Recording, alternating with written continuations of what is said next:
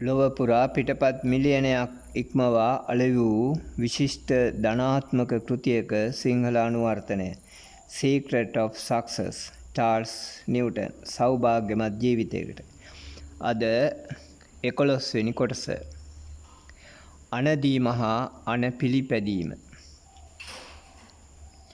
අප සමාජයේ අන දෙන්නන් පිරිසක් මෙන්ම අන පිළිපදින්නන්ද ජීවත් වේ. විටක අන දෙන්නෙකු තවත් විටක අන පිළිපදින්නෙකුද විය හැකිය.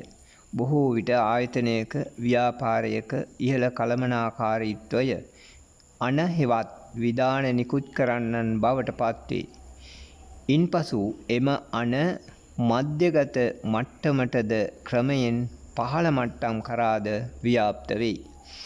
සමාජය දෙස බැලූ විට පෙනී යන්නේ බොහෝ ජ්‍යෙෂ්ඨ තනතුරු දරන්නන් සිය පහළ ශ්‍රේණිවලට අන දෙන ක්‍රමය පිළිබඳව නොදන්නා බවයි. එසේම අන පිළිපදින්නන්ද සිය ජ්‍යෙෂ්ඨයින් දෙන විධාන පිළිපදින්නන්ද සිය ජ්‍යෙෂ්ඨයින් දෙන විධාන පිළිබඳ දක්වන සැලකිල්ල ප්‍රමාණවත් නැත. කිසියම් ව්‍යාපාරයක ආයතනයක ප්‍රධානියෙකු හෝ ඉහළ කළමනාකාරීත්වය සිය කනිෂ්ඨ නිලධාරීන්ට විධාන නිකුත් කිරීමේදී එම විධාන හමුදාවේ යුද අභ්‍යාස භූමියක දෙනු ලබන විධාන මෙන් නිකුත් කිරීම සුදුසු ක්‍රමවේදයක් නොවේ. එය දුර්වල කළමනාකරණ ක්‍රමවේදයකි. ඇතැම් විට පහළ ශ්‍රේණිවල සිටින සේවකයින් මහත් අත්දැකීම් සම්භාරයක් ඇති පළපුරුදු සේවකයින් විය හැකිය. ඔබ විධායකයෙකු නම් නිරන්තරව සිටිය යුත්තේ කුමක්ද? ඔබ යටතේ සේවය කරන සියලු දෙනා මනුෂ්‍යයින් බවයි. ඔවුන්ට ආත්ම අභිමානයක් ඇත. ඔවුන් ඔබගේ අතපල්ලෙන් වැටුණවුන් නොවේ.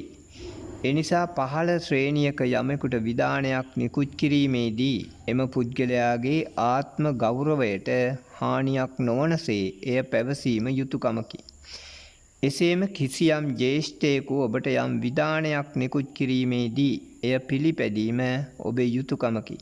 එයින් අදහස් කළේ ඔබ ඔබගේ ප්‍රධානියාට බය පක්ෂපාත නෝන්ජලයෙකු විය යුතු බව නොවේ. එහෙත් එකඟ වීම සහ ප්‍රධානියාගේ ගෞරවය ආරක්ෂා කිරීම ඔබගේ යුතුයකමකි. එකඟත්වය හා ගෞරවය ආරක්ෂා කර ගැනීම වනාහි වෙළඳ පොලෙන් ඇඳුමක් මිලදී ගන්නාසේ මුදලට මහන්සියෙන් උපයාගත යුත්තකි. විධායකයින් නිරන්තරයෙන් උත්සාහ කළ යුත්තේ තමා යටතේ සේවය කරන පහළ ශ්‍රේණි උදෙසා විධාන දීමේදී එය සුහද ඉල්ලීම් පරිදි ඉදිරිපත් කිරීමටය. උස් හඬින් නිකුත් කරන විධානයකට වඩා සුහද ඉල්ලීමක් අතිශය සාර්ථක වන බව ඔබ අමතක නොකළ යුතුය. එහෙත් පහළ ශ්‍රේණිවල සිට සැනින් ඉහළ යන සමහර ප්‍රධානීන් ඔරොත්තු නොදෙන උඩඟු බවින් යුතුව පහළ ශ්‍රේණිවලට පීඩනය එල්ල කරන අවස්ථා සමහර විට අපට දක්නට ලැබේ. බොහෝ කාර්යාලවල ජ්‍යෙෂ්ඨයින් හා කනිෂ්ඨයින් අතර ඇත්තේ එතරම් සුහද සම්බන්ධතාවයක් නොවේ. එහෙත් එම සම්බන්ධතාව සුහද අන්තර් සම්බන්ධයක් වේ නම් එය රාජකාරී කටයුතු වලදී මහත් පිටුවහලක් වනු ඇත. සමහර ඉහළ කළමනාකරුවන් විශ්වාස කරන්නේ පහළ ශ්‍රේණි සමග කිට්ටු සම්බන්ධතාවයක් තිබීමෙන් එය රාජකාරිමය කටයුතු වලට බාධාවක් විය හැකි බවයි. එහෙත් එය එසේ නොවේ. මේ කතාව අසන්න. මා දන්නා එක් තරුණ අවිවාහකයන් දෙදෙනෙකු එකම කාර්යාලයක සේවය කරයි. එක් අයෙක් අනෙකාට වඩා ජ්‍යෙෂ්ඨ විධායකයෙකි. මේ දෙදෙනා වාසය කරන්නේ එකම බෝඩිමක එකම කාමරයකයි. කෑම බීම ගන්නේ දෙකටයි.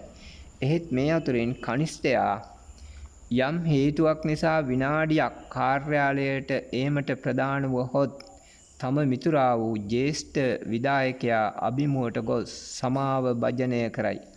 ඔවුන් හොඳ මිතුරන්ය. එහෙත් රාජකාරී කටයුතු වලදී දැක්විය යුතු ගෞරවය තම මිතුරාට වද දක්වයි. එබැවින් රාජකාරිමය කටයුතුවලදී ඉහළ කළමනාකාරීත්වය හා පහළ ශ්‍රේණිය අතර මනා අන්තර් සම්බන්ධතාවයක් තිබීම අතිශය වැදගත්ය. ඔබ විධායකයෙකු වේවා පහළ ශ්‍රේණියක අයෙකු වේවා ගොඩනගා ගත යුත්තේ ප්‍රියමනාප බවයි. A.G. ගාඩන් මෙසේ කියයි. දියුණුවේ රහස ප්‍රියමනාප අයෙකු වීමය. ප්‍රියමනාප මිනිසෙකු වීම බලයකි. සමාජය වසඟ කරගන්නා අතිමහත් බලයකි.